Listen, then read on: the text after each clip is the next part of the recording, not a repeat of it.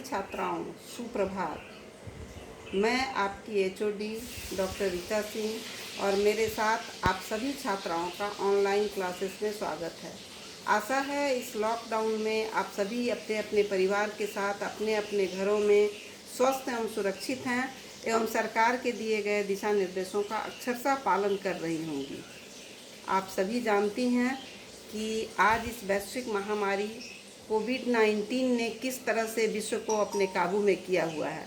जहां विश्व में बड़े बड़े देश इसके आगे घुटने टेके हैं, वहीं हमारा भारत अपनी नीतियों से सर्वश्रेष्ठ प्रदर्शन कर रहा है।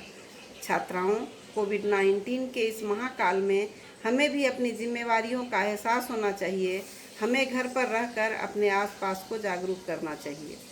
जैसा कि डॉक्टरों एवं अनुसंधानकर्ताओं के द्वारा बतलाया जा रहा है कि जिस व्यक्ति के शरीर में रोग प्रतिरोधक क्षमता अधिक है, उस पर इस बीमारी का प्रभाव कम हो रहा है और वो इस बीमारी से लड़कर जल्द ही ठीक हो जा रहे हैं। और हम जानते हैं कि इस रोग प्रतिरोधक क्षमता बढ़ाने में भोजन में उपस्थित पोषक तत्वों की भूमिका अहम होती है। भोजन में उपस्थित पोषक तत्व विटामिन एवं खनिज लवण शरीर सुरक्षात्मक तत्व होते हैं और जिस भोज्य पदार्थ में विटामिन एवं खनिज लवण उपस्थित होते हैं वो हमारे इम्यूनिटी को बढ़ाते हैं। और मुझे पूरा भरोसा है कि हमारी छात्राएं स्वयं ये तो जानती ही होंगी कि कौन कौन सा भोज्य पदार्थ इम्यूनिटी को बढ़ाता है और साथ ही साथ वो अपने आस पड़ोस को भी आज जागरूक करने का काम कर रही होंगी। ऐसी हमें आपसे अपेक्षा है। आज मैं आप लोगों के साथ बच्चों में होने वाले डायरिया के बारे में डिस्कस करूंगी। डायरिया, जिसे हिंदी में हम अतिसार कहते हैं, यह बच्चों में होने वाली वह समस्या है जिसमें बच्चों में दिन भर में 3 या उससे अधिक बार पानी की तरह पतला दस्त होता है। कई बार दस्त के साथ साथ बुखार और उल्टी भी होने लगता है। ऐसी स्थिति होने पर बच्चों में पानी और पोषक तत्वों की कमी हो जाती है और साथ ही साथ अत्यधिक कमजोरी भी हो जाती है। डायरिया के प्रमुख कारण हैं दूषित खान पान। दूसरा, डायरिया को पैदा करने के लिए रोटावायरस नाम के जीवाणु भी जिम्मेवार होते हैं। तीसरा, इन्फेक्शन से डायरिया होता है। चौथा, पानी का साफ न होना, यह एक महत्वपूर्ण कारण है। पांचवा, दांत निकलते समय बच्चों में यह समस्या आती है कि उसके दांत में सपसपाहट होने लगता है, मसूड़ों में सपसपाहट होने लगता है, जिसके कारण वह हर सामने आने वाले चीज़ को मुंह में लेता है और ऐसे में संक्रमण जो है उनके मुंह से होकर के पेट में चला जाता है और बच्चा इन्फेक्टेड हो जाता है डायरिया से। और अगला कारण है कि यदि लंबे समय तक बच्चों में एंटीबायोटिक का प्रयोग किया जाता है तो यह भी डायरिया का एक कारण बनता है।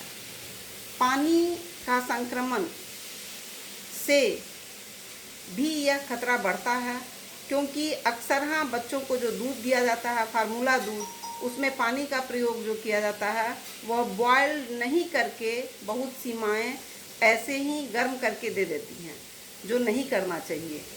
5 मिनट तक कम से कम पानी को उबाल कर और तब उससे दूध बनाना चाहिए, नहीं तो बच्चे को डायरिया होने का खतरा बना रहता है। ये तो हुए डायरिया के कारण। डायरिया होने पर क्या क्या लक्षण सामने आता है, अब मैं यह बता रही हूँ आप लोगों को कि पहला लक्षण है उसका कि पानी की तरह दस्त होने लगता है, पेट में दर्द तथा ऐंठन होता है, मतली और उल्टी आती है, कभी कभी बुखार भी हो जाता है, भूख में कमी आ जाती है और निर्जलीकरण, शरीर से पानी की कमी हो जाना, शरीर में पानी की कमी हो जाती है।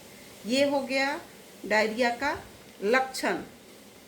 आप लोगों ने सुना डायरिया का कारण क्या है, डायरिया का लक्षण क्या है।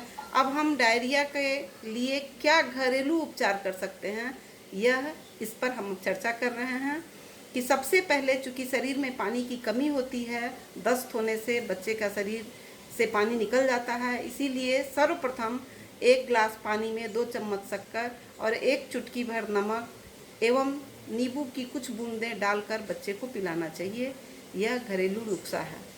दूसरा है नारियल का पानी। कच्चे नारियल का पानी बच्चे को पिलाना चाहिए ताकि पोषक तत्व के साथ बच्चे को पानी भी शरीर को मिलता रहे। तीसरा है दाल का पानी, चावल का पानी, चावल का माड़, पानी मतलब माड़, दही, केला एवं हल्का पाचक भोजन या सुपाच्य लिक्विड भोजन जिसे कहते हैं वह हमें बच्चे को देना चाहिए। ऐसा करने से बच्चे को आराम मिलेगा। लेकिन अगर ऐसी स्थिति में आराम न मिले और बच्चे को लगातार लूज मोशन होता रहे तो इमीडिएट बच्चे को डॉक्टर से हमें दिखाना चाहिए। मैं आशा करती हूँ कि आप लोगों को यह समझ में आया होगा कि डायरिया किसे कहते हैं, डायरिया के कारण क्या हैं, डायरिया के क्या लक्षण हैं, डायरिया का हम घरेलू उपचार कैसे करेंगे और तीव्र डायरिया की स्थिति में हम उसे डॉक्टर के पास कैसे पहुंचाएंगे, डायरिया में हमें क्या खाना देना चाहिए। और इसी प्रकार ऑनलाइन क्लासेस आगे भी होते रहेंगे। आप अपना फीडबैक मेरे ईमेल आईडी पर या व्हाट्सएप पर देती रहेंगी। मेरा ईमेल आईडी है rita.singh1958।